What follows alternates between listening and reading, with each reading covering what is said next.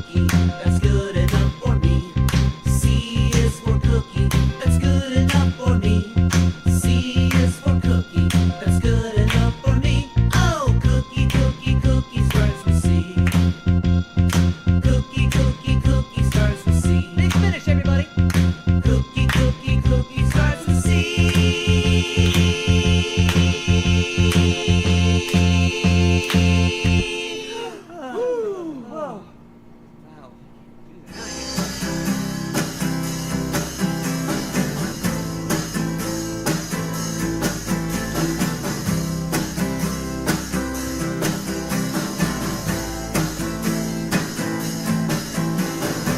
Save all your worries for the times you need the most. Everything is alright now, I propose. You need direction from the one you wanna take it from. Your friends deserted you when things got hard. They just don't like what they don't understand. They're in on life, trying to beg for attention. Oh, but I will keep you safe from all the scary stuff outside. I'll bind your wrists together, you are mine. And that's devotion, it's so hard to find. Your friends are out there searching for that place in this life. You know who you are, and that's no crime. They just don't like what they don't understand. They're in on life, trying to beg for attention. Oh, but I will keep you safe from all the scary stuff online. Everything that hurts, it will subside.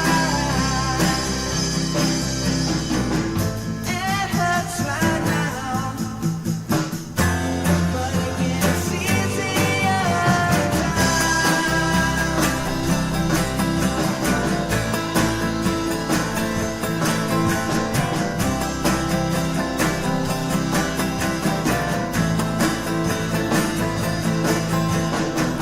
There's bruises on you when you lie pain.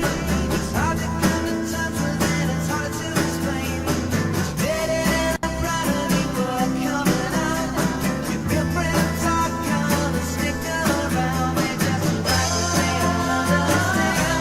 They're in on life, trying to beg for attention. Oh, but I will keep you safe from all the scary stuff outside. Whoa.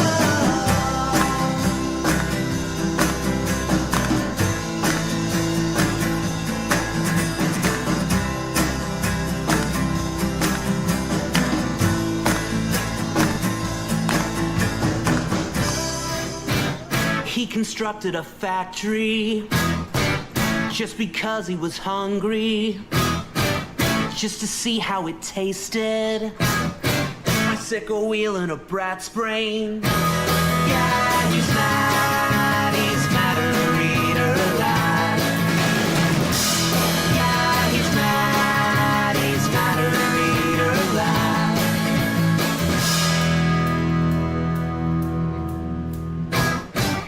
First he started on furniture, then he moved on to parking lots.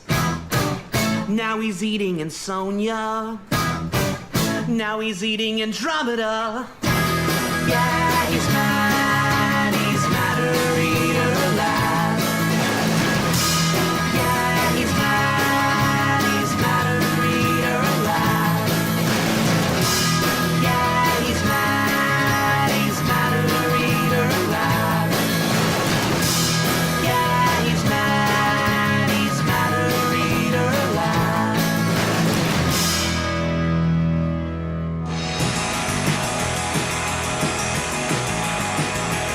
I tell you, she's a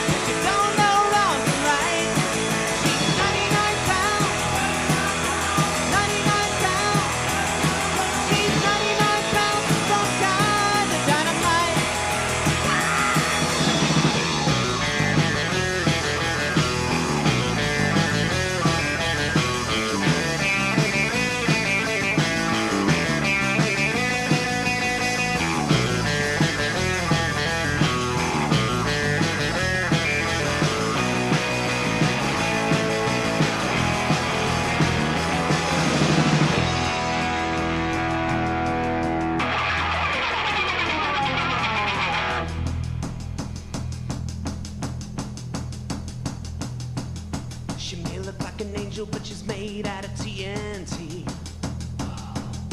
She's a little bitty package of explosivity. But when she holds you tight, she's some kind of out of sight. She's 99 pounds. She's 99 pounds.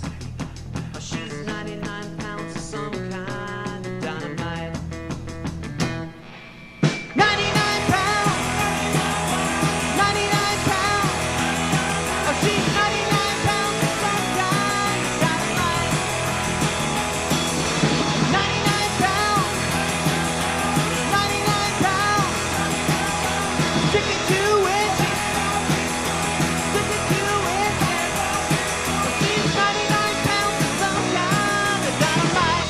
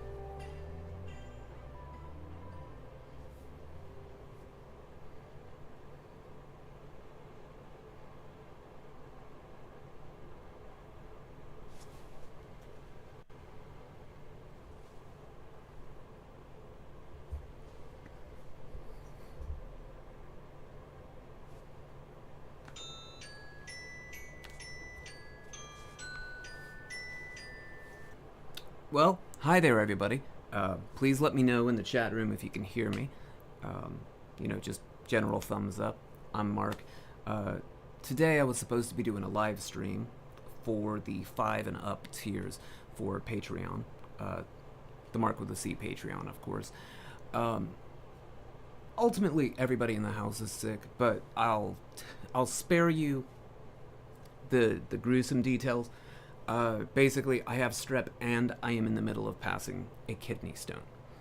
The reality of me singing from my diaphragm is not a reality at all right now. So,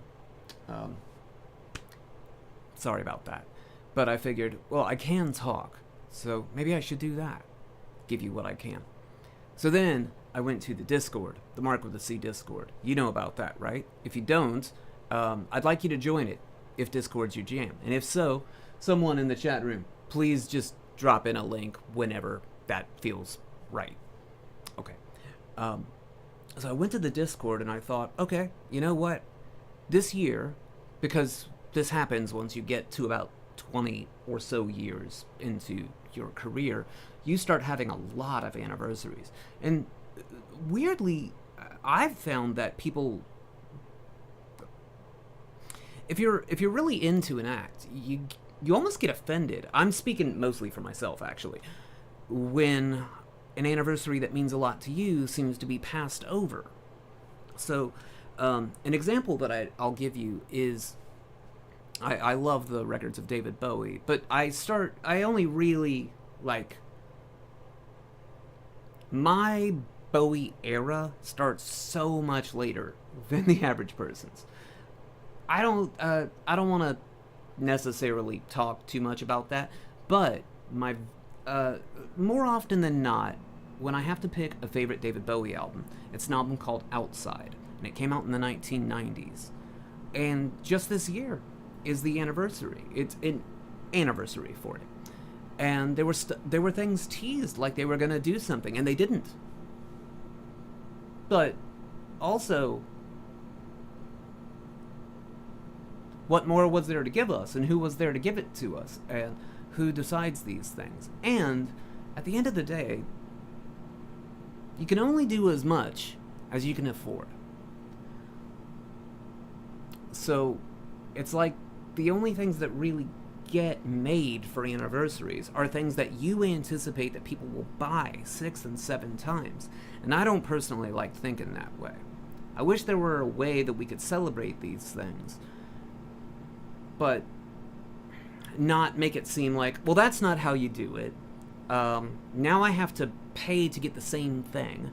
Or what? I gotta get the same thing over again just to get that part I didn't have. Or whatever. I wish there was some way around it.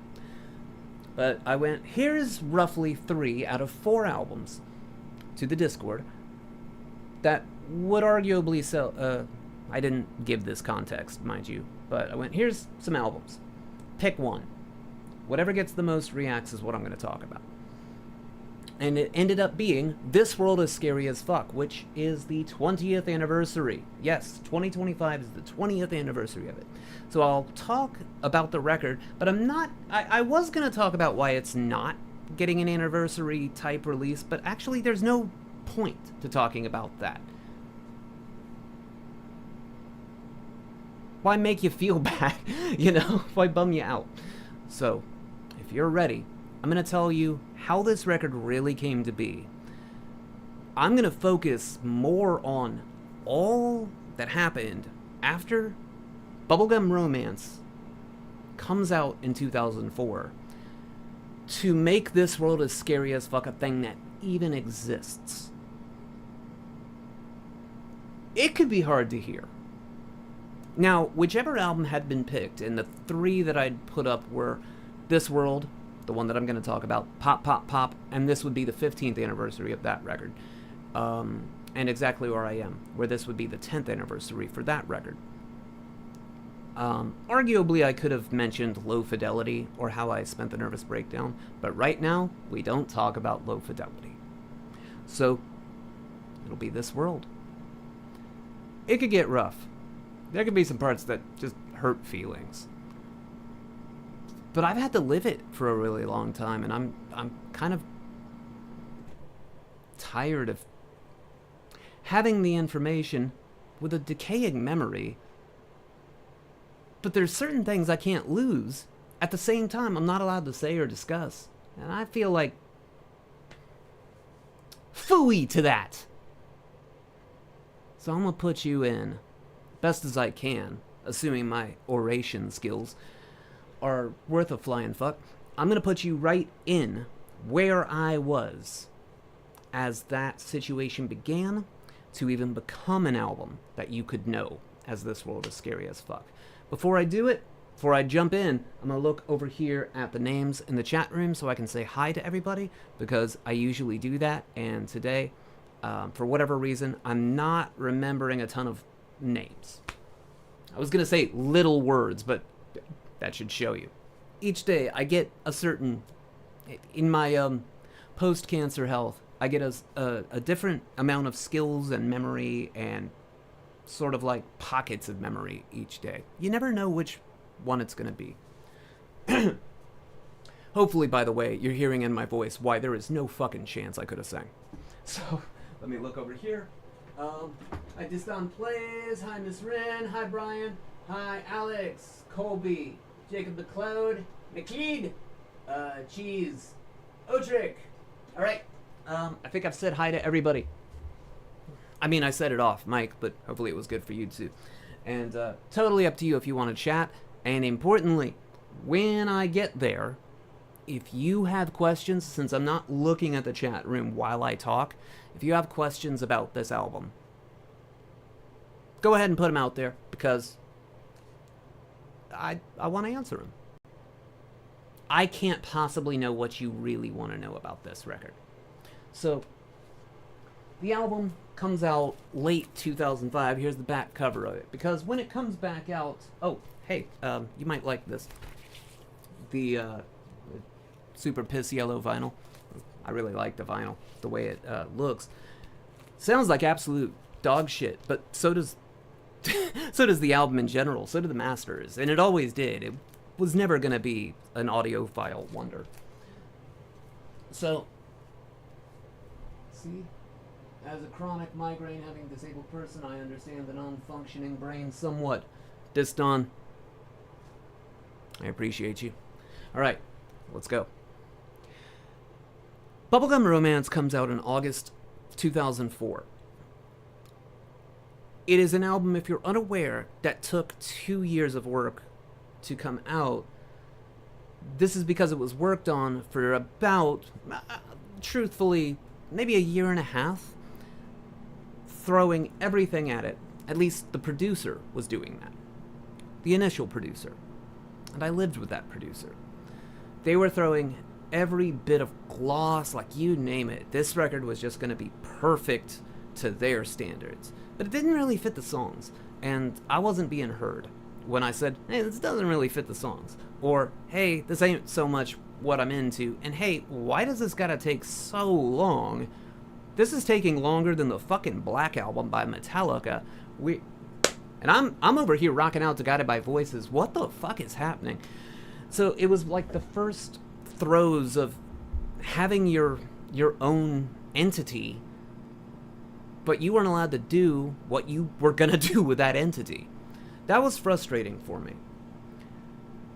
It must confuse everybody if they don't know why Bubblegum Romance took 2 years to make when they hear it, because it clearly was an album made in a day and a half. So I was like, how do you even proceed? What comes after this? I'd spent so long trying to come up with the right record for Mark with a C, and we had just done it with Bubblegum Romance, that I didn't feel ready to think about anything else. And also, something had happened in me where, for a very short amount of time, sort of the faucet, as it were, of songwriting, it just turned off. It just didn't show up. So, should this record ever be in print again, I'm going to say this now, because we are going to talk a little bit about it, but I'm not going to show. The front cover is going to change. It will likely just be the title on a black background. Basically, the font, artist name, title. Those of you who can read between lines, read between those lines. I was hitting some extremely disturbing personal problems. these were created sort of for me, but not necessarily. It's not as if somebody looked at me and went, I am going at you in a malicious way. It just sort of worked out that all of the following coalesced. 1. I don't talk much about the mother of my firstborn. And the reason I don't do that is because I truly, genuinely believe that if I try to say what took place, nobody would believe me. If I heard the story, even if I had seen the proof that I know that I can show, I, myself, would not believe that story.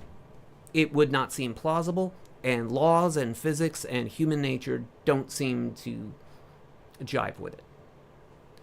So I can't talk about that relationship much, but it had been over for a very long time. November of 2004, the mother of my firstborn dies. There is reason to believe that the firstborn had been told by that parent that they would be dead by the end of that day. So you need to understand that that's the beginning of This World Is Scary as Fuck and that era of writing for me. Watching a 4-year-old have a nervous breakdown. I told you, this could get heavy. It's gonna. But I'm not gonna stay mired in these parts for too long. Next, as you can imagine, a whole bunch of legal stuff then takes place to go, where's that child gonna live? Well, I live with somebody, and that somebody that I'm talking about specifically is mad at me because I didn't let them continue to be like the behind-the-scenes Phil Spector person they needed to believe that they were. And further, that person was their proclivities had really taken over their better judgment, and I didn't know just how far gone that was until I'd been waiting for a letter, a very important letter, a letter from ultimately the local government. Now, this envelope could have gone one of two ways. It could have looked to the naked eye as if it were a jury summons or basically a court order, like you need to appear in court. Or it could also look like it has a paycheck, a reimbursement check. A person that I lived with went to the mailbox, saw this, and opened it. And once they saw that there was no check involved, but then saw what it was, which was basically an invitation to the hearing to decide where the child would live, they hid it because they didn't want their lifestyle to change. So if you've ever wondered why I genuinely hate that person, that's why. It ain't got fuck all to do with music.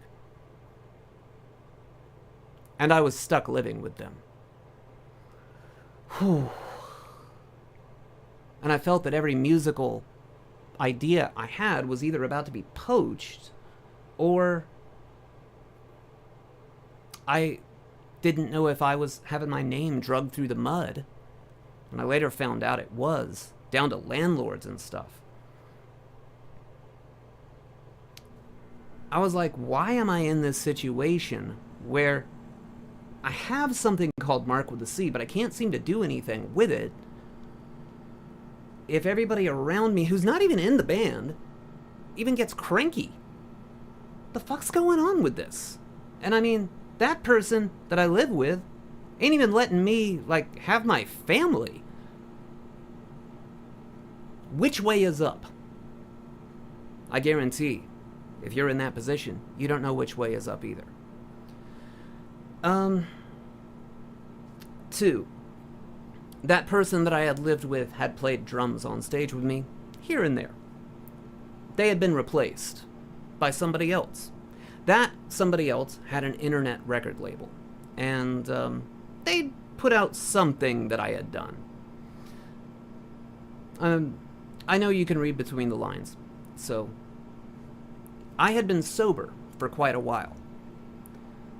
It's not that I was ever an alcoholic, but I had definitely figured out drinking and, intoxicating substances really weren't doing me any favors, so I just didn't mess with them for a while around then.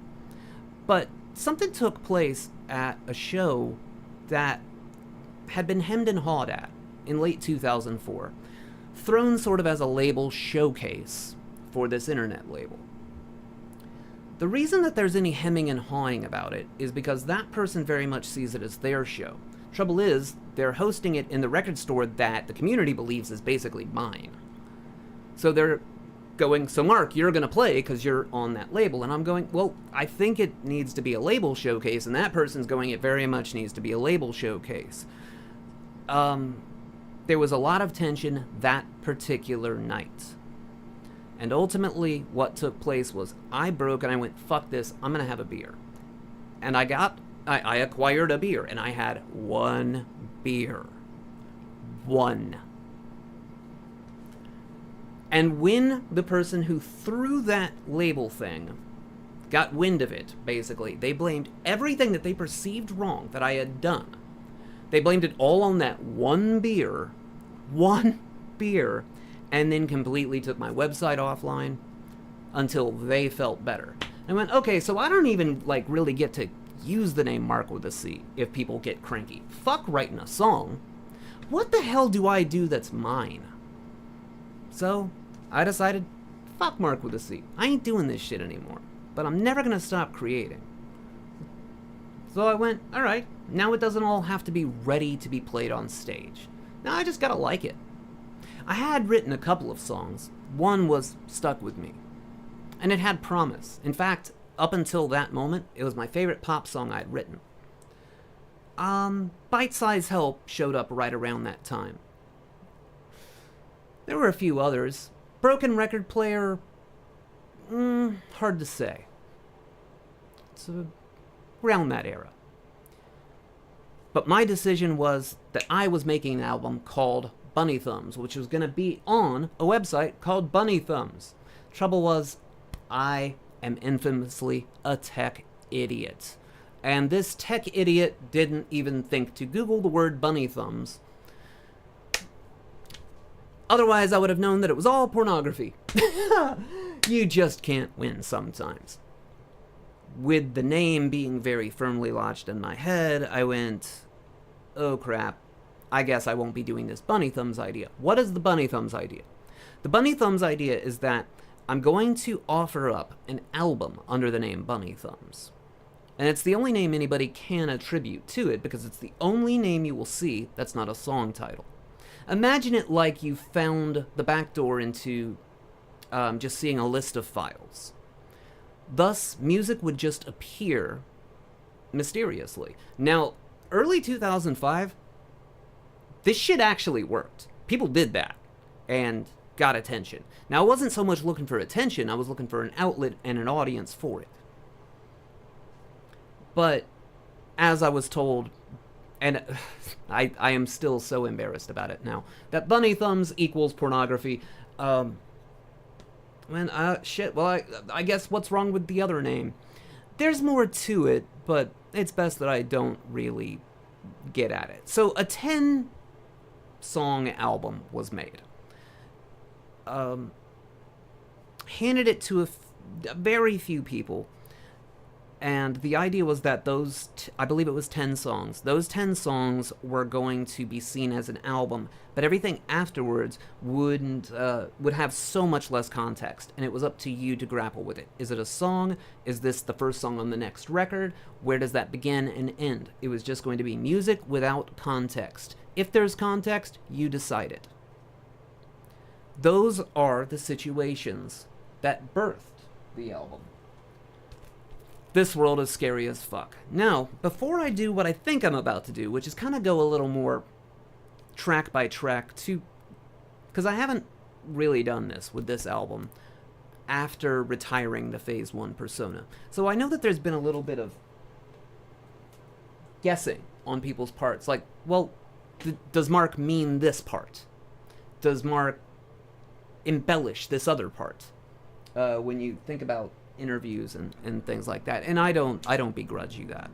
So I'm gonna go a little bit track by track, not super in depth on any of this, and then we'll well, right now, actually, I'm going to go look at the chat room to see if there's anything to address, or if you have any other questions you'd like me to address before I get into the nitty-gritty of the actual songs on the album. This World is Scary as Fuck, though, does have one place where it almost is the ultimate outlier for Phase 1 Mark with a C. And that is this. I actually designed the front cover. Now, that's not bragging. Somebody else got the credit for it, but I mean, it was my photography, and I'm not a visual thinker. It was just like, people like an album to have a cover. I don't give a shit. What's a recent picture I took that I like? And I think it added up to a better whole, but what that whole says now, and I mean WHOLE, I don't know how appropriate that is for the record, where it is now. Anyways, let me go take a look at the chat room. So if you've got questions, things you want me to address about the album, this is the time to let them fly. And of course, we can do this again as I wrap up. I'll be over there for a second.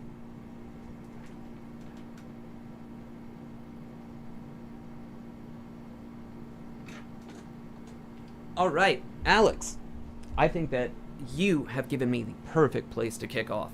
You asked about the technical aspects of the album. So where this would go was a lot of the songs were they were being worked on as they're being worked on, and many of them are not. I'm not thinking about Mark with a C or its place in Mark with a C or how I'm going to replicate it for the stage. Meant that I actually got far more into plunderphonics than I almost ever did. This is the place where it would show, I think, the most. Rather than... I did things so the hard way, and I think it's because I did not know that there were alternative methods.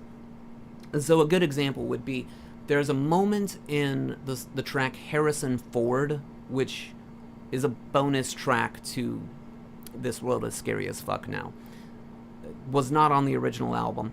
I think maybe everybody would have been happier if I did put it on there, but to me, it still doesn't fit the album. It definitely fit the Bunny Thumbs record. I don't think it fits This World is Scary as Fuck, but I was using, at that time, that would have been a blue 2-track Tascam, I think it's a Mark II. So I could have only been recording 2 things simultaneously, and then I would usually bounce that down, which means you, through the outputs, you send it to a different tape deck, and you kind of live mix it. And then that first track, then you put that other tape back in the machine, and then you can overdub over it.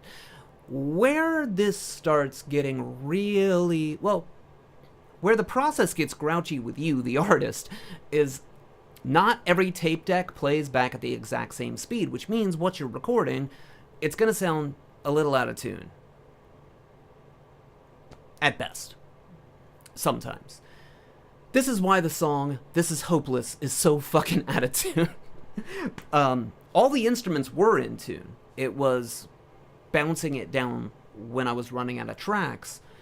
I was losing so much generational real estate that instead of what was just so impossible for me to figure out at the time, you're going to laugh when you hear this, but also, many of you have seen me struggle with technology, so you're going to know that I'm telling you the truth. Rather than say, run the song Harrison Ford directly into the computer, capture it, and then if there are, say, 4 bars that I don't want in the song, rather than highlighting those and deleting them, no, that's not what I'd do. I would take apart the entire fucking tape, cut that section out, stick it back together. I am fucking insufferable in this period. When I'm talking about purity of, no, God damn it, whatever I'm recording, that's what I'm recording. And I think I don't remember which computer I would have used. It wasn't mine. I think eventually I dumped the material from tape to, I want to say it was my now wife's. It's hard to imagine, but when all of this stuff began, I didn't really know Nicole. And by the time This World is Scary as Fuck comes out, me and Nicole are intertwined like nobody's business. So it might be a little bit hard to imagine. And, yeah, I kind of lost track of where I was going with it. But, oh, right, what computer it would have been on. It would have been on hers, probably, because using the roommate with the production tools computer probably would have been severely frowned upon. And if I'd asked to do that, they'd probably have gone, well, then let me clean it up or let me get my fingers in there. So it sort of had to be done that way.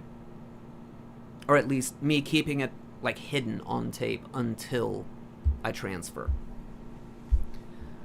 So it would have been probably like a Windows 95 setup, but it wouldn't have had enough room for me to save it in any way that wouldn't. Thinking back, yeah, there would have been like enough room to save all those songs full quality to burn them to disk and maybe make a few copies. But I don't think there was enough storage to just archive it. And this is a problem that has certainly followed my catalog. That literally the way to archive digital masters kept changing, and the needs weren't always at odds with what technology could offer at the time, or what I could afford for technology. So the gear on that record would almost assuredly be a Sharp all-in-one, like, AM/FM 2 tape player CD unit that was just around at the time. That's what I would have used to dump things from the 4-track to submix them, and then I would have moved that tape back to the 4-track for further overdubs.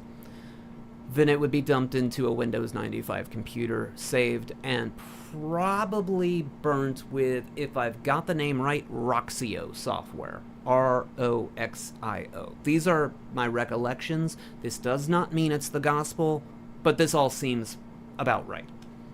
So,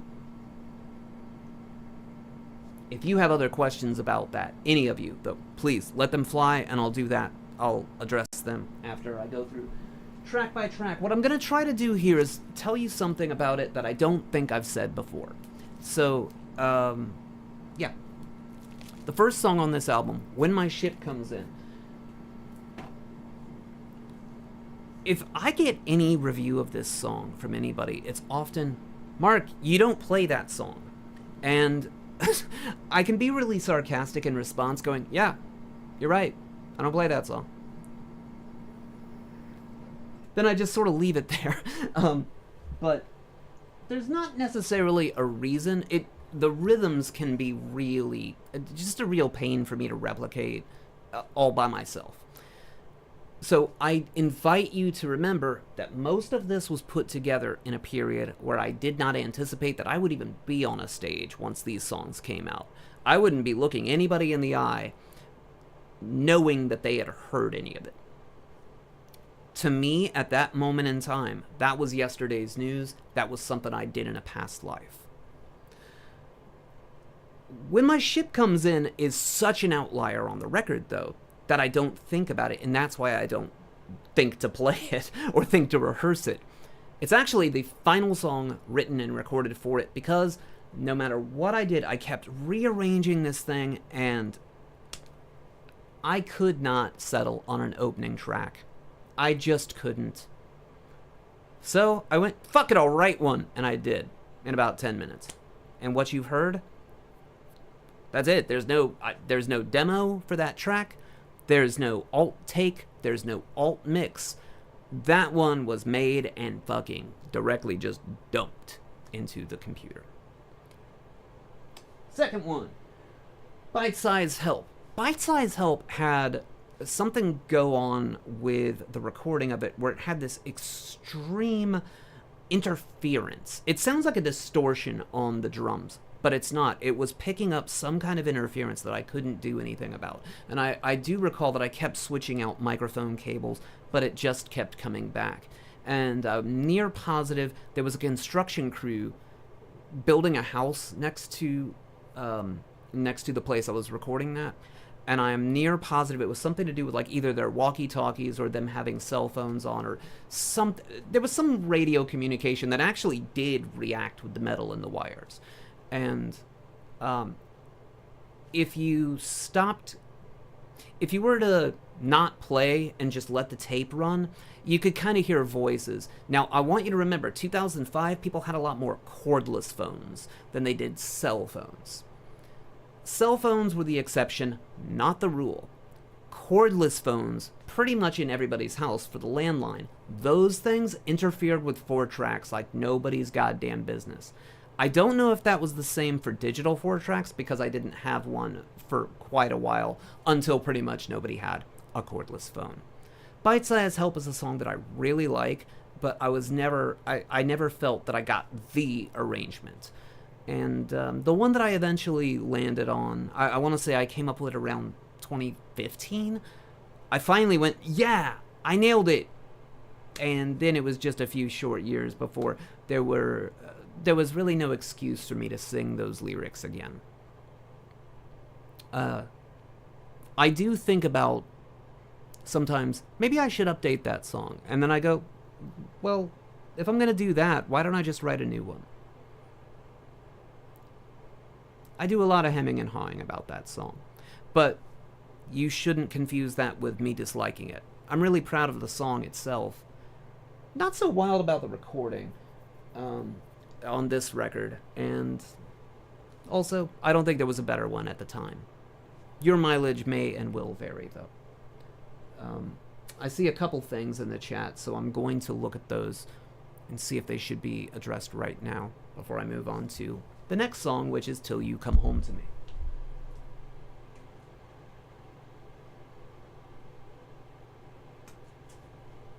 Just Don Plays is mentioning that they remember the phone interference. That's pretty cool. Honestly, I thought I was like the only one that remembered that stuff. And it's weird because I don't remember dick anymore. Also, I'm sorry that I'm saying words like dick while you're burping your newborn. Jeez. I didn't think there'd be like actual children in the audience to talk about This World Is Scary as Fuck. It literally didn't dawn on me. Sorry. Also, I'm sorry that I'm going to keep swearing. Just know that I'm aware. Okay. Till You Come Home to Me is the most infamously lossy song on the record, and that is because I recorded it, dumped the track into Nicole's, my wife's, computer to digitize it and send it to her at work. We had just a couple spat the day before, and I was still feeling very positive about the future, and I decided to make a song out of it and show her. This wasn't the only song that I'd done that with. It's just the only one that I remember, and I think it's the only one that really needed to meet the public. So there's probably a few more. That one was definitely not done for Bunny Thumbs, and it was one that I thought of at... Let me back up. That was one of the ones that started yelling at me, going like, you could make another Mark with a C record. And this song would be pretty cool to break up your shows. So, that is an aspect. Track 4, though, is I Am Going to Fuck Your Life Up. This tune,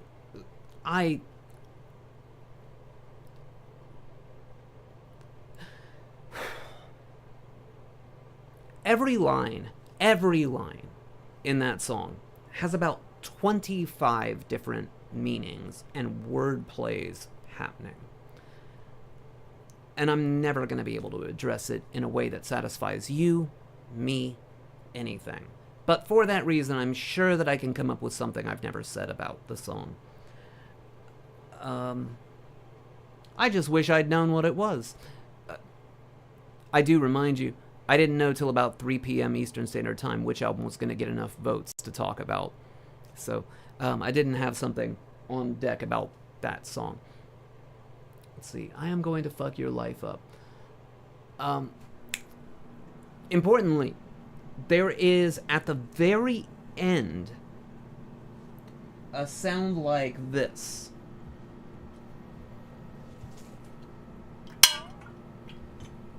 And the idea was that as I was writing it, that was another song that was kind of screaming at me going, no, this is more Mark with a C than whatever you think you're doing with this Bunny Thumbs idea. And I was very on the fence about if it needed to have a place within Bunny Thumbs. However, it had a lot of connection to this other track that we're going to talk about in a moment, to me, and only in personal ways. The song This Is Hopeless, that I felt, no, they really needed to be there. So there were not, initially there was not really much for an overdub for that song. There was just guitar, voice. And then I thought, well, this is a little bit dry. What else can it be? And I went, let's put a fake audience on it. Because the song felt like a sing-along, but it lyrically is the least obviously a sing-along. So I was like, let's scratch both itches, so this way I don't have to sit on the fence, and I can make this fit Bunny Thumbs, and I can get playing this song on a stage out of my fucking head. So I decided to make it sort of a basement campfire sing-along. And in order to do that and really sell it, the hardest I worked on that song was finding something that I could knock over that would sound like a beer bottle falling, because I didn't drink. Boy, is that specific. So the fake audience at the end where I'm applauding is just me going like, I've got to find some way to make this sound a little more lively. Yeah. This Is Hopeless. There is a person that, in this period of time,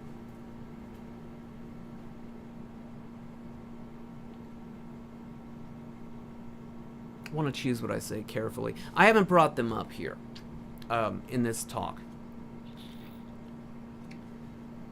But they were definitely a conduit by which I was learning what exactly I had outgrown by that age. And the song This Is Hopeless was pretty much directly me. It wasn't about that person, but it was me working out some things. Some situations that would never have happened had I not met that specific person.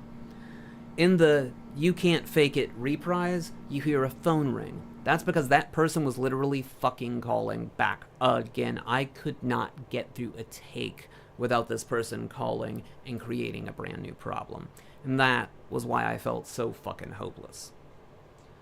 God Save the Queen from Navy SEALs. Let's get back to the plunder phonics I was talking about. That is where I would literally open up a tape and cut it up to get what I needed it to be. You can actually hear dropouts in the recording where the tape head is having just a tiny piece of Scotch tape run across it instead. It's probably... if you're a recording artist, you probably recognize a similar sound when you've accidentally done a note while doing digital recording that was a little too blown out. So if you make something very, very loud digitally, yes, it can bother people. Like, say right now, if I were to punch this microphone, you would not be expecting the boomy sound, but overall, it's not going to really wreck your day. In fact, it gets loud, but once you hit a ceiling, it becomes just silence. It's weird how backwards loudness, and I hate using finger quotes about it, but what we perceive as loudness actually disappears digitally the louder it gets. It's kind of like phase cancellation, except not at all. God Save the Queen from Navy SEALs was two completely different songs, and eventually I stitched them all together. Actually, three, because the We've Got Many Things to Talk About was initially its own thing. I'm talking about the part with drums in the song. I would play you a sample of it right now, but I don't want to get a copyright strike on YouTube for playing my own music.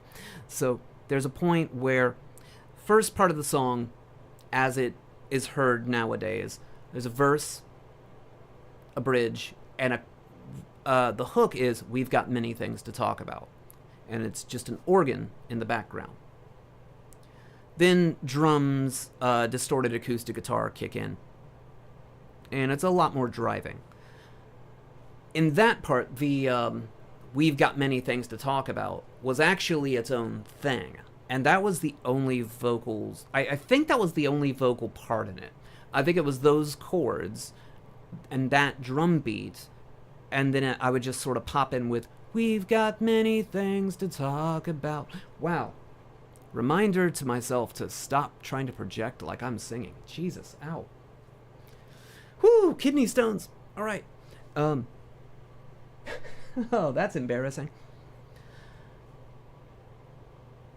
I really wish I hadn't. I wish I'd had a little bit more technical know-how at the time, because if I had, I wouldn't have cut up that tape to stick it to this other song. I could have just re-recorded that shit. Or I would be able to show you what that originally was. I would digitally have edited these things, but that would assume that I had enough space to hold that many songs to then digitally cut them up. As long as I had space on the floor and scotch tape and scissors, arguably with cassettes, I had enough room. I don't think I've ever brought that up. That the "We've Got Many Things to Talk About" was a whole different song. And it was kind of in the vein of the song Vasco da Gama, which is a bonus track on This World is Scary as Fuck Now.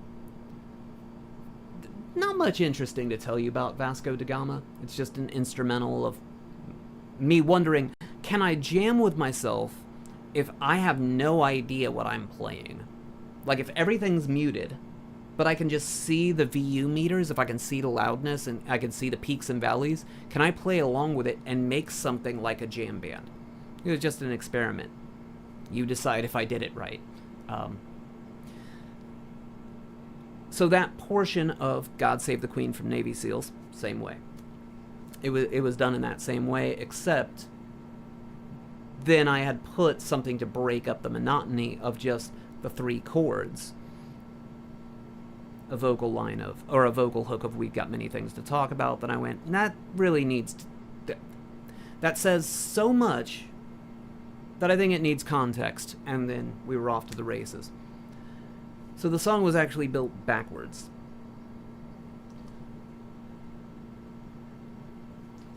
Let's look at what we got over here.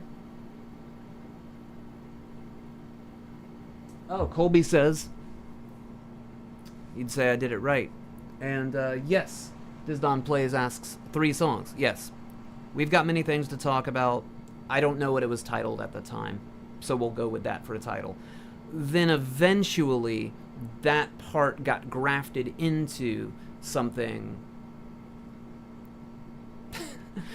2 separate songs, which was an organ-only version of God Save the Queen from Navy SEALs with different lyrics than the distorted Neutral Milk Hotel version. And then those 2 I chopped up. But those, thankfully, I'm near positive those I didn't cut up. Those I just transferred after I was happy with what they sounded like on the down-mixed cassette. So yeah, I guess it would have been 3 songs. Damn, I'm difficult.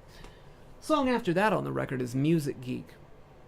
I don't think there's anything to tell you about that song. Other than I've thought a lot about the very first verse, and I don't think that kid's name was Chuck. there were reasons for me to think about a person that I once knew many years before there was ever a Mark with a C, named Chuck, and I don't know why that name was in my head. Maybe it just rhymed with whatever the previous line was. Past that, I don't think there's anything I can tell you about Music Geek that I haven't said.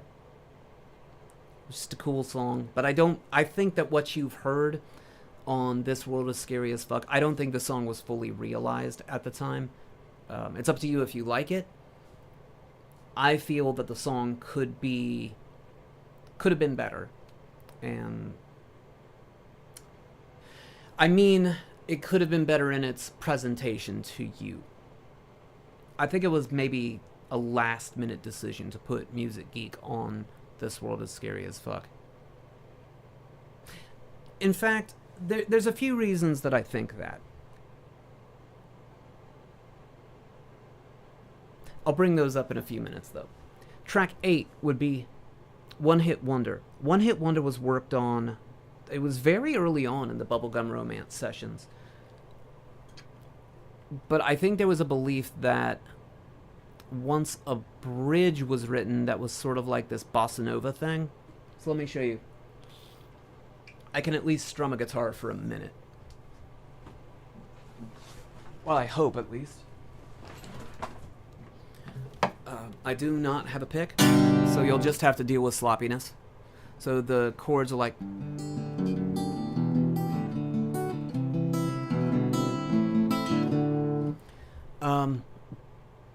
But it was believed that it just needed a little more sauce in the dead center. So ended up just completely flipping the beat to this.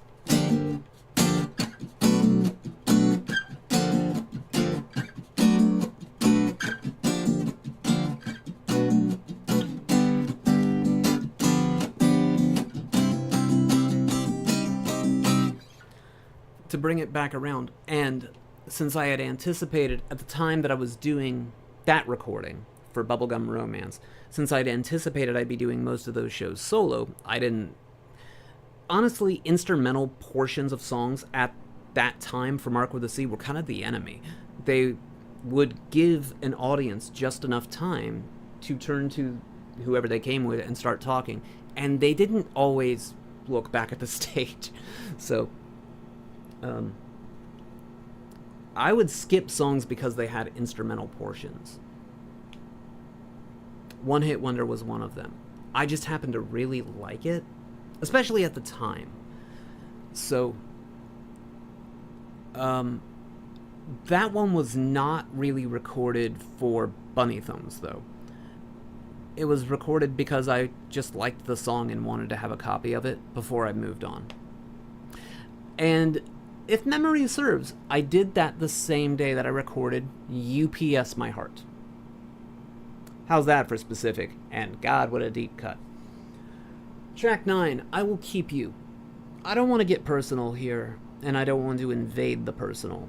You can clearly hear, if you listen to the song, I Will Keep You, that it's extremely personal for somebody. And I'm going to keep it that way. However, it is often my favorite song on the record, barring This World is Scary as Fuck. Well, even I get mixed up sometimes and call Stuck With Me This World is Scary as Fuck. I Will Keep You as a 11th hour decision. A different version was done for the radio. And I still don't know if I made the right call with giving that radio version out and not putting it on the album. I don't know. And frankly, I'm a little mixed up as to which one happened at which time. I don't know if that happened. I don't recall, at least, if the album was already out and then they were like, yeah, we'd play this if it had a beat. Or I just don't recall. But I've always been kind of two minds about the song. I like the version on This World is Scary as Fuck the best. But I think other people like it better when it's the alternate version. So I think that alternate version didn't really come out in a way that you could have and hold until I put out something called Share the Covers, Volume 2. And those records stay out of print because there's no need for them to be in print all the time. And finally, there's Stuck With Me. I don't know what I could tell you about that song that I haven't, other than this. What I just slipped up and did. I literally forget the song is not called This World Is Scary As Fuck. And for many years, I was asked, hey, why isn't that song called This World Is Scary As Fuck? I don't know. I legitimately don't remember. I believe I used to have a good answer. I just have no recollection to what it would have been now. Now it sounds like I'm about to wrap up, doesn't it? Well, that's where this gets very interesting. If you've ever seen the original, and I mean original, it was a CDR with folded paper in a slim case for a cover. If you've ever seen that original thing, you will know that it was actually delivered as 10 songs. And the first 5 songs were grouped as Side 1, and it confused people who literally thought they were supposed to turn the CD over. I wasn't being ironic. I was going, no, if I'm making this layout, I'm going to at least make it what it would be in a perfect world. This would be a vinyl record with these 5 songs on side 1 and these 5 songs on side 2. And at that time, that's how I felt. However, it only had one more song on that initial CDR pressing, and that was Terror Song, which I did not write. Furniture Hushley wrote the lyrics. Honestly, it doesn't fucking matter. It just worked out that me and John Darnielle roughly did it the same way. There was I had certainly found out bits of how John Darnielle did it, but it was after I'd already started performing it. Astronomy Domini being tossed into it, which is what really sets it apart arrangement-wise, wasn't my idea. It was just suggested on the way to the stage by somebody else, and we tried it and kind of looked at each other in disbelief like, shit, that really worked. It was just fun to play. So I put it on there as, I think, Encore. So it would have been side 1, then the first 5 songs listed, then it would have been side 2, next 5 songs listed, and then it would have said Encore. So how this would have worked in my mind was you're getting a vinyl record, but you have this extra track that's probably on a one-sided 7-inch or something. When it eventually met an actual pressed CDR that was made by ELS Productions in Utah, which was a CDR plant that I specifically used because of what type of glue they used to glue their CDRs together, because I was already well aware that disc rot was going to be a thing. We'd had many, many, many years of seeing that 78s still existed and still roughly worked, even though they were quite scratched up. And I went, yeah, every other format has so many fucking moving parts to it that if one part fails, you're not going to be able to get to the rest of it. But arguably, vinyl is about as final as it gets. When we had it pressed through ELS Productions, I put one other track on it, which was Amy It's Kevin. Amy It's Kevin was not initially on the record or on the CD for this reason. I believed that without the context, the song didn't work. Didn't work for the audience. And I was terrified because the song's delivered in first person. I was really fucking scared that someone was going to think that was how I thought, spoke, or felt about anybody. Further, I don't know why I didn't think to just change the name of the song, but there was also this part of me going, well, I did for a very short amount of time date somebody named Amy, so crap. People are going to think this is me and how I feel about that person, and God, no. Amy It's Kevin's story, if you don't know it, I got recordings of a guy being pretty fucking histrionic and abusive to a lady that had seemingly rightfully left him. These were all on her answering machine, and it was just a real weird circumstance that I ended up with those tapes. I decided to make some art out of having heard them. But I didn't think anybody would stand for me just talking on the record, going like, okay, here's what happened. And had I felt more okay about doing that, yeah, the catalog would be completely unrecognizable. But yeah, eventually it grew into being a 12-track record. And then, once it hit vinyl, I'd kind of wanted to do this record, and then I wanted a bonus album that had all the songs from the Bunny Thumbs album. The problem with doing that is that there are overlap. There are songs here that were on that Bunny Thumbs album, vice versa. So then it makes sense, okay, cut it down to an EP. Well, once I do that, there's pretty much no reason to do a second record, because arguably they can all fit on a record. They just aren't going to sound great if they all fit on a record. So I got asked about this coming out on vinyl so much after Bubblegum Romance was finally issued on vinyl in 2014 that I kind of couldn't say no. I mean, we're talking, people were going like, I'll pay you now if you'll do it. Like, can I reserve it? If I'm buying Bubblegum Romance, I need This World is Scary as Fuck. And I was really surprised to hear this. I think they are so the opposite of each other. This World is Scary as Fuck, most importantly, nobody liked it at the time. And if they did, they weren't talking to me. The songs weren't working in shows. People kind of would sit through, like, occasionally Music Geek or Stuck With Me. But when I got back to doing Mark with a C shows, it was showing me just how different Bunny Thumbs and all those ideas really were from that sort of vibe. And it made me find out that songs could come from different places in me. And the one that started when I started giving that context on stage, taking on its own life, was Amy It's Kevin. So I went, wait a second. This back and forth, this dialogue, this actually not really making this a storyteller's event, but bothering to share a little bit of the setup. This is really endearing people to a song that they might otherwise have hated. And they would have hated it probably if let's assume they like the way it sounds. They may have hated it because they may have thought that that's what I thought, meant, or felt about somebody.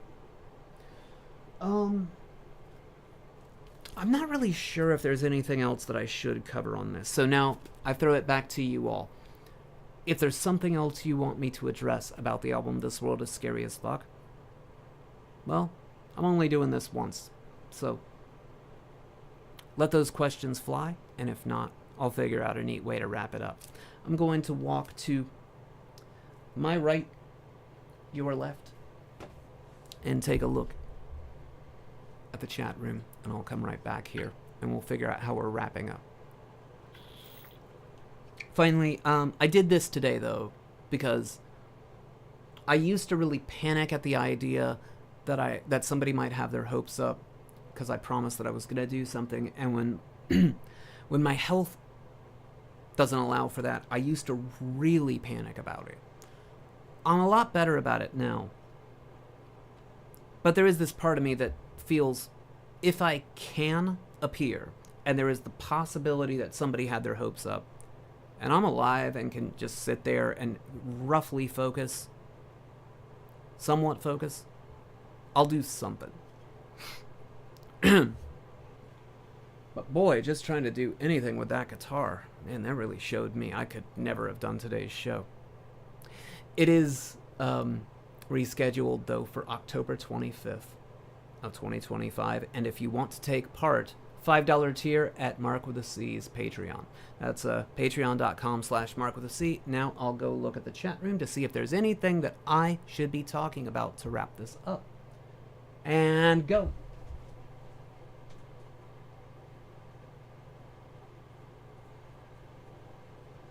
Oh. This Don plays you. have the $1,000,000 question. Between when I wrote it and when it came out, how much scarier is the world? I'm going to indirectly answer that question. When I wrote the song Motherfuckers Be Bullshit, and people literally laughed at it. They thought I was kidding. There was a ton of, geez, Mark, aren't you a little scared over nothing? And I went, no. In fact, I think it's going to be worse than what I'm writing. I think what's coming is going to be worse than what I'm writing. And I'm talking about the lyrics to the title track to Motherfuckers Be Bullshit. I'm like, the lyrics are not a joke. The song actually began as a style parody. That's a title for, or that's just a topic for another day. But it was highly laughed at because people thought I was just being fucking paranoid. This World is Scary as Fuck comes from trying to calm a child down who has just learned how ugly the world can be. And they didn't know which way was up either. I didn't know which way was up. I felt that I couldn't be of any use to anybody until I figured out which way was up. And I couldn't find solid ground. I could not find steadiness. So the only thing that felt right to put any of that material out into the world in any different form than bunny thumbs was to call it what it was. Something that represented how terrified I was at that moment in time. In a personal way, I was really traumatized, and I had no idea what to do about the fact that I was stuck living with somebody that had ultimately stripped my bloodline from me because they wanted to get high. I didn't know that that moment had taken place till it was too late to do anything about it. I'll never forgive them. But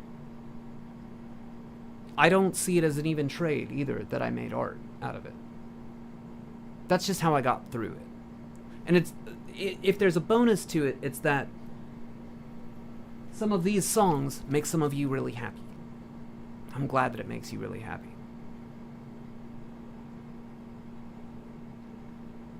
Tired Old Dick Sucker Review is a bonus track on the initial version, or I'm sorry, the initial vinyl version of This World. God, why am I so tongue-tied? On the initial vinyl version of This World is Scary as Fuck.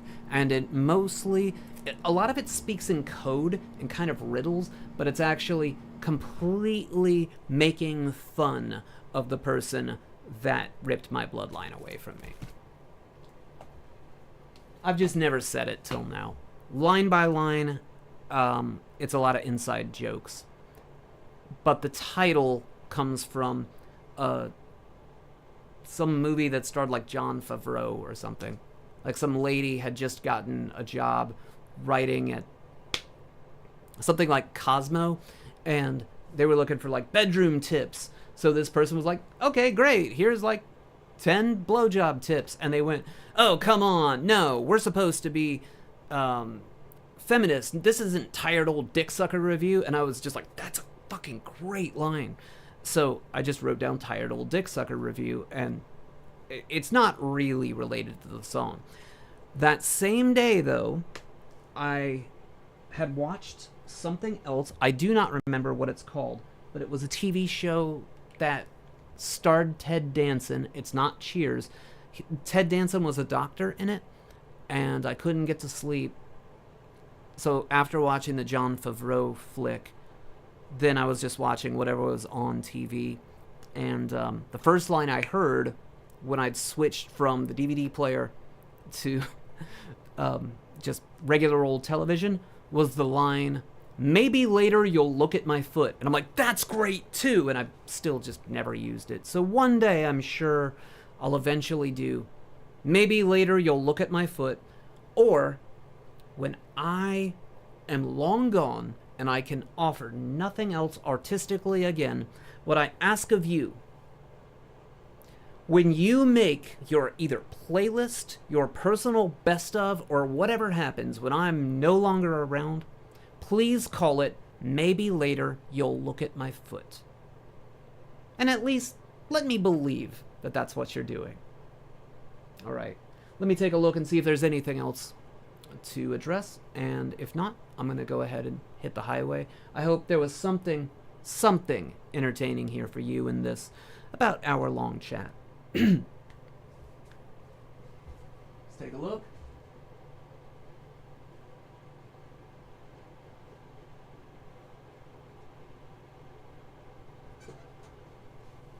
Yeah, you're dead right. I'm referring to the, if you're watching this later, you'll need to look at the timestamps in the chat room, but right now I'm addressing something that Diston Plays said, with art being how we process trauma. And yeah, a lot of This World is Scary as Fuck is me processing trauma in various ways. A lot of it. And if the song isn't written out of processing trauma, usually I'm recording it to process trauma. Or if I was having a really hard time with, say, one guitar part or one vocal line, going through endless retakes to get it right, what I would often do is I'd focus on a part of the trauma so that everything that I heard myself do would feel better than thinking about that trauma was. So I couldn't get stuck in my own head about my own performance. I don't think there's much else to really say about this album right now unless you really want to know it. I'm sorry if I've skipped over some really obvious stuff that seems like it would be great to talk about. I feel that telling you the reveals of how fucked up things really got between November of 2004 and this record coming out, I believe that right now you can probably answer a whole lot of questions about why some people are just forever fucking dead to me. I'm amazed when I look back that I lived through that shit. I am amazed I made it through. I'm happy that I did, because if I didn't,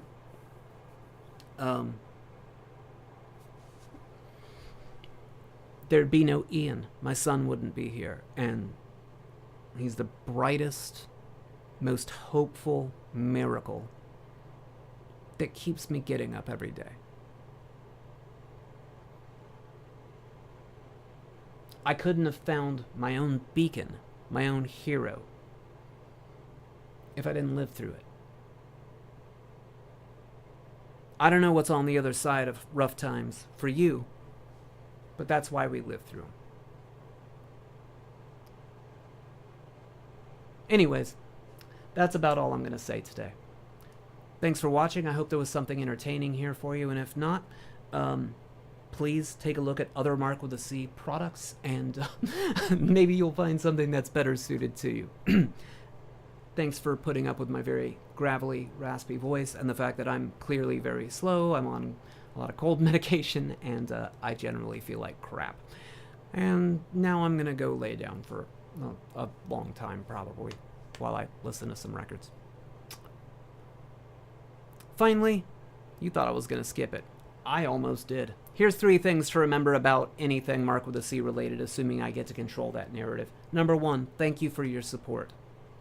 Any support you've ever given to what I've done artistically, thank you. From the bottom of my heart. Especially right now, while it's really hard to pay attention to anything other than covering your own ass and watching your own back. You even think about Mark with a C? God, how can I do anything but be thankful and grovel? like, please accept my thanks. Number 2, acquiring enthusiastic consent before any sexual activity is fucking mandatory, always, and your body and every choice that surrounds it belongs to you and only you.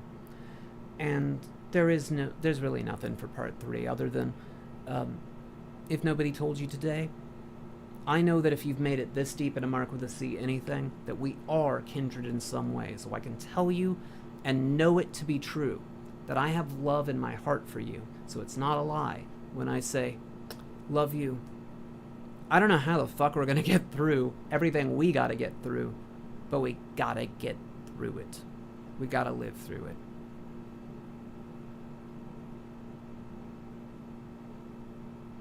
It's worth living through. Because one day that'll be over. Love you. Thanks for being you.